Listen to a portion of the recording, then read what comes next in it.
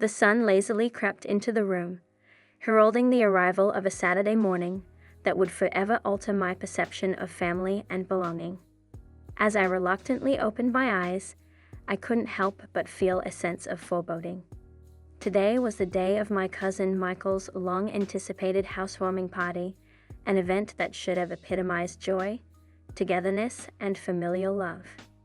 Yet, as I lay there in the solitude of my thoughts, I couldn't escape the overwhelming sadness that had settled within me.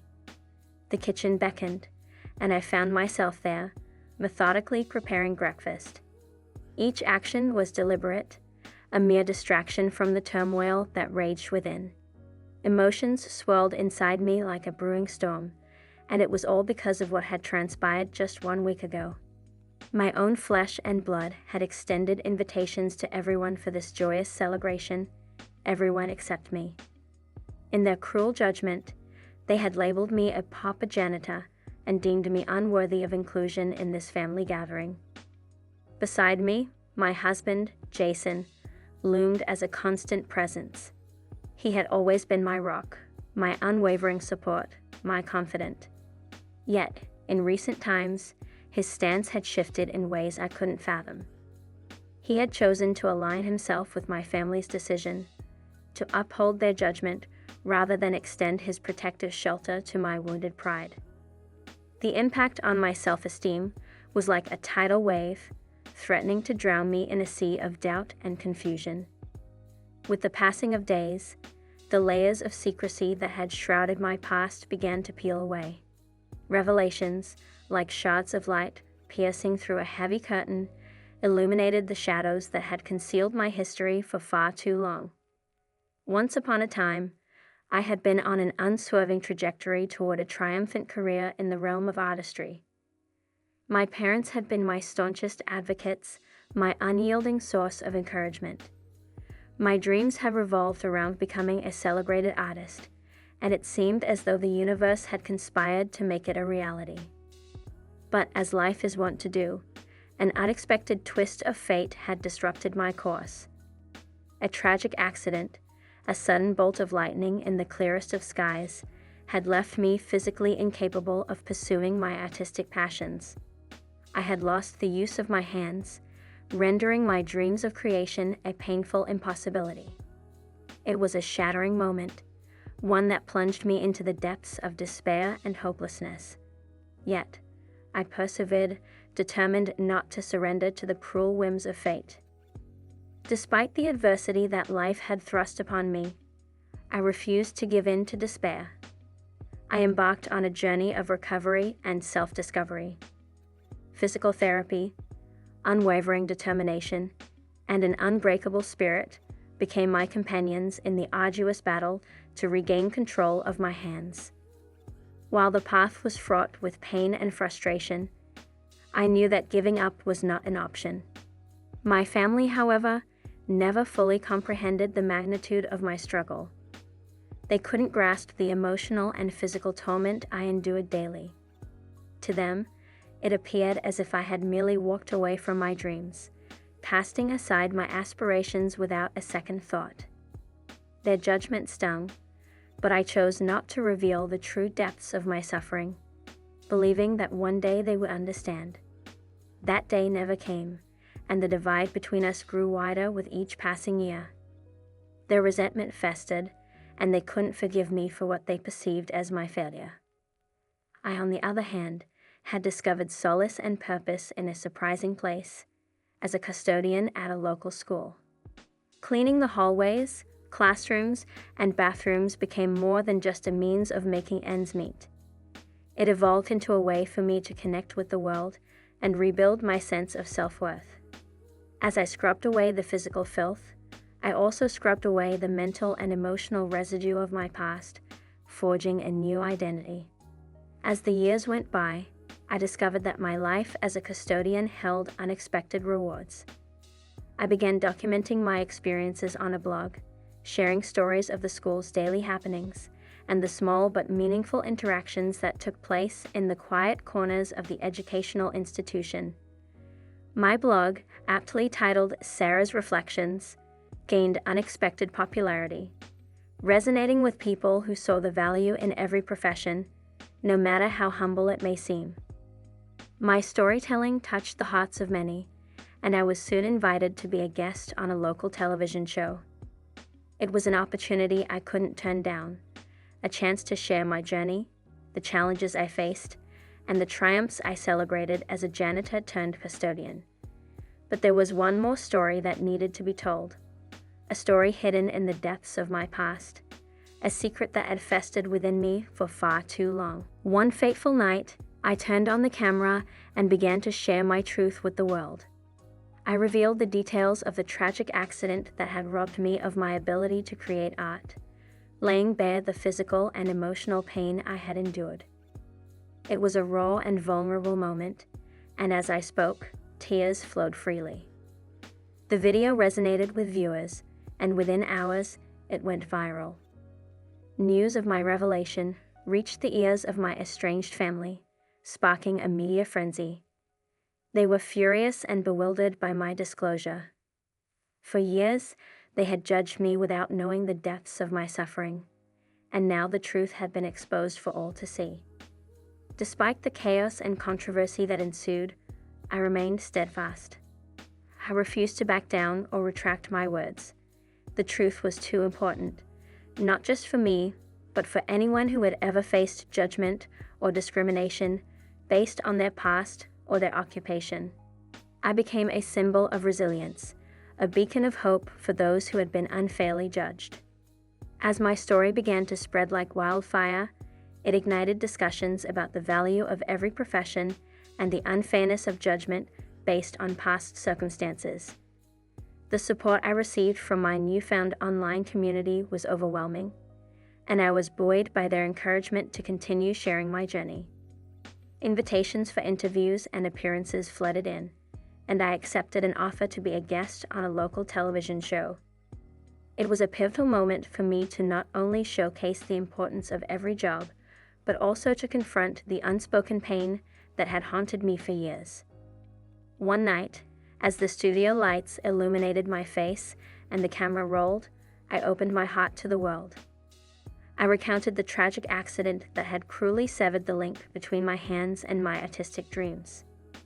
Tears welled in my eyes as I described the relentless struggle to reclaim my life from the clutches of despair. The vulnerability in that moment resonated deeply with the audience, and my video quickly went viral. News of my revelation reached the ears of my estranged family, setting off a chain reaction of emotions. They were both furious and bewildered by the stark revelation. For years, they had cast judgment upon me without comprehending the depth of my suffering. Now the truth was laid bare for the world to see, and it was a truth that demanded acknowledgement. In the midst of the media storm, I remained unyielding. I refused to retract my words or compromise the veracity of my story. The truth was more significant than the chaos it had unleashed. I became a symbol of resilience, a living testament to the power of the human spirit to rise above adversity, judgment, and discrimination. The storm of media attention raged on around us, and the whirlwind of emotions that my revelation had stirred up showed no sign of abating. Yet, amid the chaos, there was a conversation that needed to take place, a conversation between me and my husband, Jason. One evening, as the sun dipped below the horizon, casting long shadows across our living room, I finally mustered the courage to address the elephant in the room. Jason and I sat on opposite ends of our worn-out couch, the weight of unspoken words hanging heavy in the air. Jason, I need to understand why you supported my family's decision not to invite me to Mickle's housewarming, I began, my voice steady but my heart pounding. He let out a heavy sigh, his gaze dropping to the floor. Sarah, I acted based on their influence. They convinced me it was for the best, to spare you further pain. But now looking back, I realize it was a mistake. His words hit me like a tidal wave. For so long, I had felt like he was my unwavering pillar, my rock of support. Yet in this crucial moment, I had seen him crumble under the weight of familial pressure. It was a revelation that left me conflicted and uncertain about our relationship. Why didn't you talk to me about it, Jason? Why did you choose to stand with them instead of by my side? My voice quivered with a mixture of hurt and frustration. He finally looked up, his eyes filled with regret. I thought I was protecting you, Sarah. I didn't want you to feel even more rejected by your own family. But I see now that I should have been there for you, regardless of what they thought. Our conversation continued late into the night. We delved into the complexities of our relationship, the choices we had made, and the doubts that had arisen. It was a painful and cathartic exchange that ultimately brought us closer together. As Jason's confession hung heavy in the air, the room seemed to close in around us.